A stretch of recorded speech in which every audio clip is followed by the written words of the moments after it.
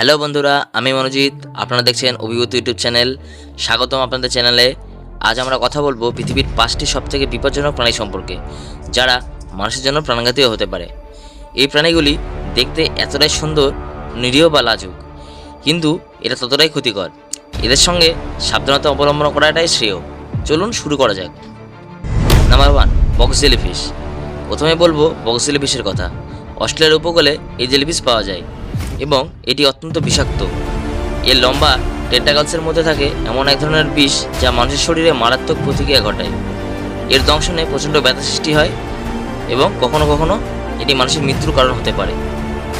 Number 2, African হাতি। অনেকে ভাবেন হাতি নিরীহ প্রাণী, কিন্তু আফ্রিকান হাতি অত্যন্ত বিপজ্জনকও হতে পারে, বিশেষ করে তারা যখন উত্তেজিত হয় বা তাদের সন্তানের রক্ষা করার চেষ্টা করে। প্রতি বছর আফ্রিকায় বহু মানুষ হাতির আক্রমণে প্রাণ হারান।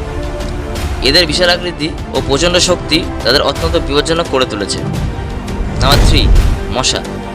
শুনতে অবাক লাগতে পারে, কিন্তু ছোট্ট মশা পৃথিবীর অন্যতম বিপজ্জনক প্রাণী।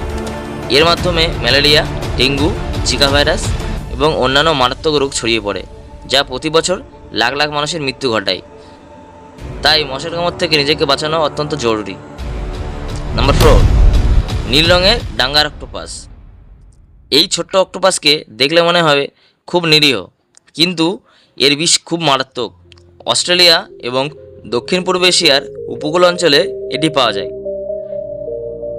এর একটিমাত্র দংশনেই মানুষের কয়েক মিনিটের মধ্যে পঙ্গু বা মৃত্যুর মুখে ঠেলে দিতে পারে।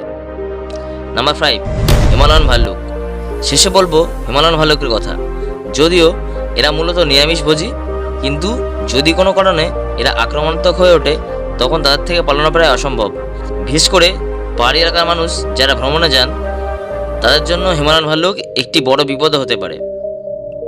বন্ধুরা, এই ছিল বিশ্বের সবথেকে বিপজ্জনক 5টি প্রাণী। প্রকৃতি সত্যিই বিস্ময়কর, কিন্তু কখনো কখনো এই প্রাণীগুলি আমাদের জন্য বিপদও বয়ে আনতে পারে। তাই এইসব প্রাণীর সঙ্গে দেখা হলে সাবধানতা অবলম্বন করাটাই শ্রেয়। ভিডিওটি ভালো লাগলে লাইক করুন, শেয়ার করতে ভুলবেন না ও আমার চ্যানেলটিকে সাবস্ক্রাইব করতে ভুলবেন না। আর একটা ছোট্ট কথা, আমাদের ভিডিওটি একটু দেরি হয়ে গেল একটু টেকনিক্যাল কারণে। তো এরপর থেকে প্রতিদিন এরকম ভিডিও আসবে।